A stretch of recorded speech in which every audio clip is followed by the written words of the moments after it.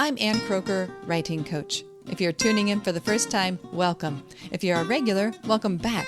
Today you've joined hundreds of established and emerging writers who are discovering ways to reach their writing goals and have fun by being more curious, creative, and productive.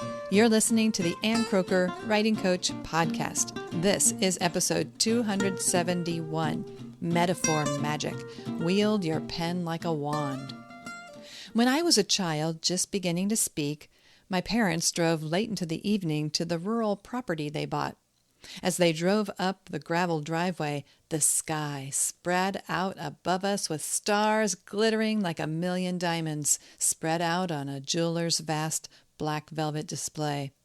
Across the fields, a million lightning bugs hovered in the tall grass, their gleaming bodies flickering on and off.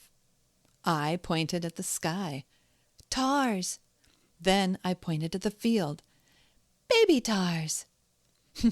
Perhaps I was destined to become a poet from early on, but my confidence in landing on that perfect metaphor virtually disappeared over the years. As a young adult, when I was writing books and blog posts, I rarely integrated metaphors into my writing, and it showed. My work was straightforward, plain spoken. While there's nothing wrong with clear writing, in fact, that's the foundation of nonfiction, according to Ayn Rand, clarity first, then jazziness, she says, it lacked punch and pizzazz. My writing didn't lift off the page and sink into the imagination or heart of the reader. It lacked that magical moment where an idea or image clicks and sticks with the reader. And I knew mastering metaphors was essential to great writing. I did write poetry in college, admiring lines like Emily Dickinson's, "Hope is the thing with feathers that perches in the soul," or Shakespeare's "All the world's a stage, and all the men and women merely players," and Wordsworth's "I wandered lonely as a cloud." Robert Frost said in an interview in The Atlantic, "If you remember only one thing I've said, remember that an idea is a feat of association, and the height of it is a good metaphor. If you have never made a good metaphor, then you don't know what it's all about." I resolved to make a good metaphor. I practiced. My early efforts were hardly as magical as the child connecting stars to lightning bugs. Instead, they were more like a child pointing to a horse and awkwardly pronouncing dog. My metaphor practice felt clunkily childish instead of enchantingly childlike, but I had to make clunky comparisons to train my brain to find the oddly ideal ones that would surprise readers. In a Paris Review interview, William Gass said, "I love metaphor the way some people love junk food. I think metaphorically, feel metaphorically, see metaphorically, and if anything in writing comes easily, comes unbidded, often unwanted, it is metaphor. Like follows as night the day." Now, most of these metaphors are bad and have to be thrown away. Who saves used Kleenex? The process of making metaphors and practicing at it will result in some stinkers. The bad ones, like used Kleenex, need not find their way into your work. Just toss them. That's what I've done. Most of my comparisons fall flat, but I found it's worth experimenting with mediocre metaphors in hopes of landing on ideal metaphors, because when we nail it, when we find the language that connects, the reader remembers, relates, and reads on, and possibly repeats what we say. I kept writing dumb metaphors until I found better, more creative comparisons. Poets, like Gass said, think metaphorically, feel metaphorically, see metaphorically.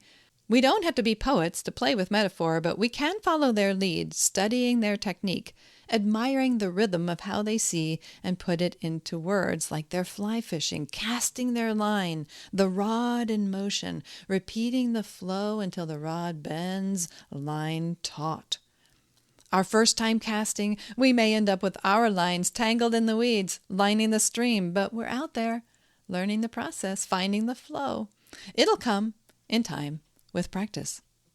A smarter idea than bumbling around on our own would be to collect samples of metaphors that stick.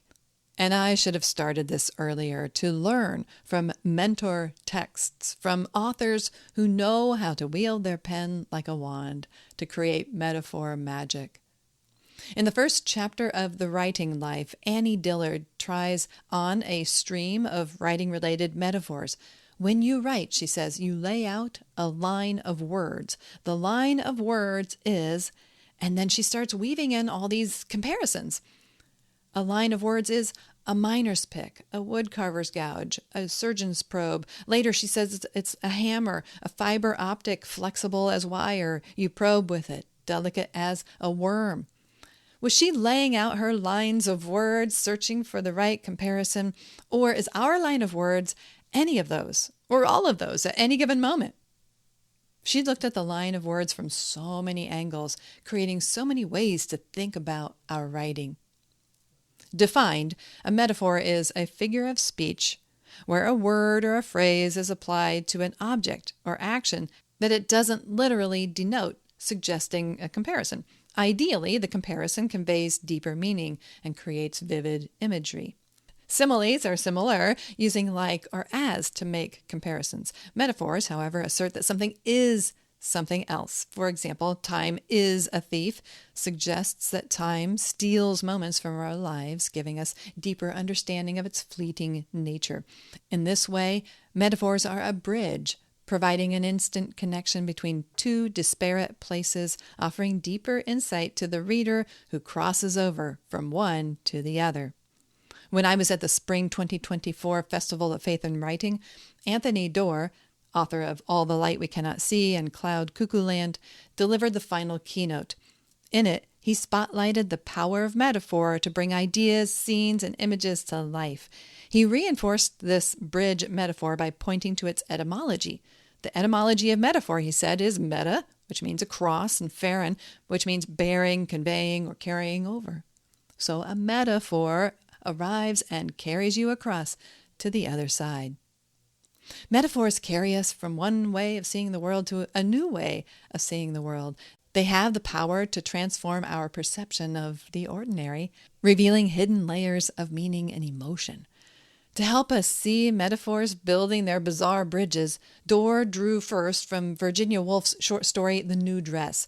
In The New Dress, Woolf delves into the psyche of her protagonist, Mabel, who's been invited to tea. We are all like flies trying to crawl over the edge of the saucer, Mabel thought, and repeated the phrase as if she were crossing herself, as if she were trying to find some spell to annul this pain, to make this agony endurable. Mabel repeated that phrase of this idea of flies crawling over this saucer, and Doerr did too, repeating the key image, nearly incredulous that this specific, vivid, odd metaphor works. Ladies at a tea party are like flies? Flies trapped in a saucer trying to crawl over the edge? Now, I can't remember all the details that Doerr covered in his wild, fast-paced message, but I managed to preserve this in my notes. He said she's trapped in the imagery. She's wrapped round and round in the social and economic class. This is the power of metaphors in literature. They can turn abstract emotions into concrete images, making the reader feel the character's experience. Enter it, grasp it instantly as they cross the bridge from one idea to another. Women at a tea party like flies trying to crawl over the edge of a saucer. Metaphors may be magic, but cliches are metaphors gone bad, or more simply, overused. The first time someone said, "It's a piece of cake," to describe a difficult task that was easy to pull off, they likely charmed the listener to compare a task with a piece of cake. The first time a gracious friend, referring to an old situation that was forgiven and forgotten, said reassuringly, "That's water under the bridge," the other person must have visualized the hurt just floating away and felt relief. But over time, as these expressions were repeated countless times, maybe over 100 years in some cases, they have lost their impact and originality. Those once vibrant metaphors have become yawners, failing to pack a punch because they're overused. That's why editors are quick to flag cliches, pushing writers to find fresh comparisons that can surprise and engage readers.